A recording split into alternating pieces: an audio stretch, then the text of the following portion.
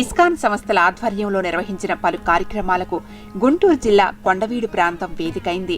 ప్రతి ఒక్కరూ సుఖ సంతోషాలతో వర్ధిల్లాలన్న లక్ష్యంతో ఇస్కాన్ సంస్థ చేపట్టిన ఈ కార్యక్రమాలన్నీ తులసి గ్రూప్ సంస్థల చైర్మన్ శ్రీ తులసి రామచంద్ర ప్రభు చేతుల మీదుగా జరిగాయి.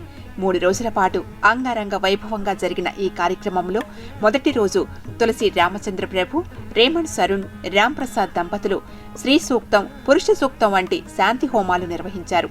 ఇస్కాన్ మందిరం నిర్మాణంలో భాగంగా ఈ హోమాలు నిర్వహించారు. అనంతరం ఇస్కాన్ ప్రాంగణంలో శ్రీ వేణుగోపాల స్వామి వారి విగ్రహ స్థాపన చేశారు. శ్రీ సత్యగోపీనాథ్ దాస్ ఆధ్వర్యంలో జరిగిన ఈ కార్యక్రమంలో పలువురు ప్రముఖులు కూడా పాల్గొన్నారు. ఈ సందర్భంగా రామచంద్ర ప్రభు మాట్లాడుతూ ఏ పని చేసినా ఫలితం ఆశించకుండా చేయాలన్నారు. భగవానుడు చెప్పినటువంటి గీతనే ఎక్కువ గుర్తు తెచ్చుకుంటూ జీవితంలో ఎన్ని ఒడిదుడుకులు వచ్చినా ఎన్ని మా కార్యక్రమాలు ఒక సంసారిగా, ఒక గృహస్థుగా, ఒక వ్యాపారవేత్తగా జీవితాన్ని గడుపుతున్నా కానీ దాంట్లో చాలా కష్టనిష్ఠురాలు, కష్ట సుఖాలు ఉంటాయి కదా. మరి దాంట్లో ఉన్న ఎత్తుపల్లాలని దుబ్బుకుతా వెళ్ళాలంటే కష్టాలు చాలా ఉంటాయి, తగ్గుతూ ఉంటాయి, ఏదో జరుగుతుంది. దానికి ఒకటే దారి గమనించింది అంటే మీరు చెప్పినటువంటి కృష్ణభగవానుడు చెప్పినటువంటి మీరు గుర్తు చేశారు కదా, నిష్కామ కర్మ ఒకటే నాకు దారి కనపడుతుంది. రెండో రోజు కొండవీడులో గోశాలను ప్రారంభించారు. గోశాల నిర్మాణానికి అవసరమైన స్థలాన్ని తులసి రామచంద్ర ప్రభు విరాళంగా అందించారు. ఇస్కాన్ సంస్థలు చేపట్టే ప్రతి కార్యక్రమానికి ప్రభు చేయూతనిస్తున్నారు. గోశాలతో పాటు చెంగిస్ఖాన్ పేటలోని వెన్నముద్ద వేణుగోపాల స్వామి ఆలయ పునర్నిర్మాణానికి కూడా తమ వంతు సహాయంగా అందిస్తూ ప్రభుత్వం తరఫు నుండి కూడా నిధులు వచ్చేలా ప్రయత్నించారు. ఈ కార్యక్రమానికి హాజరైన వ్యవసాయ శాఖ మంత్రి పుల్లారావును ఈ ఆలయానికి నిధులు ఇప్పించాలని ప్రభు కోరారు.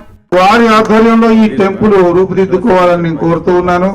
దీనికి తగినటువంటి సహకారం అందించవలసిందిగా ప్రతిపాటి పుల్లారావు గారు మరి చిలకలూరుపేట నుంచి వచ్చారు కాబట్టి చిలకలూరుపేట ఈ స్వామిని తీసుకెళ్లాలని ప్రయత్నం చేశారు. ఆయన ఎవరో జమీందారు, మరి ఈ స్వామి ఇక్కడి నుంచి కదలలేదట. ఆ స్టోరీ నిన్న కూడా చెప్పారు.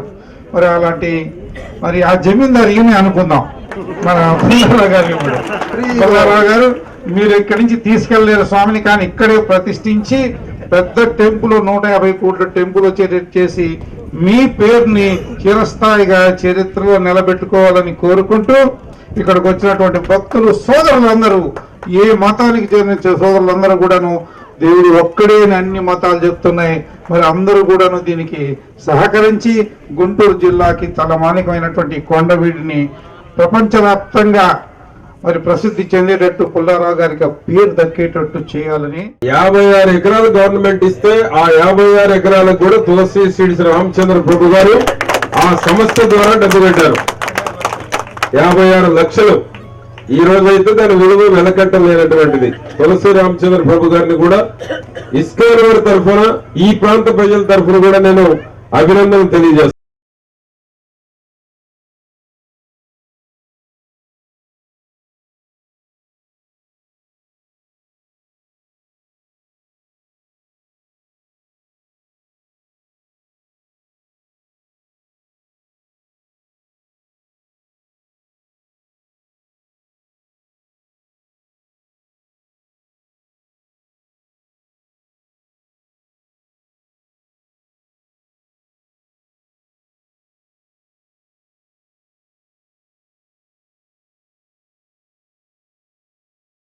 ఆకట్టుకుంది. విదేశీ యువతులు కూడా ఈ కార్యక్రమంలో పాల్గొని ఆడుతూ పాడుతూ మైమరిచిపోయారు. మహిళలు అత్యంత భక్తి శ్రద్ధలతో జగన్నాథుని రథం ముందు కోలాటమాడుతూ పాటలు పాడుతూ చేసిన కోలాట ప్రదర్శన అందరినీ ఆకర్షించింది. మధ్యాహ్నం 3 గంటలకు ప్రారంభమైన రథోత్సవం సాయంత్రం 7 గంటల వరకు కొనసాగింది. ఈ కార్యక్రమంలో పాల్గొనేందుకు గుంటూరు నగర ప్రజలు వేలాదిగా తరలివచ్చారు.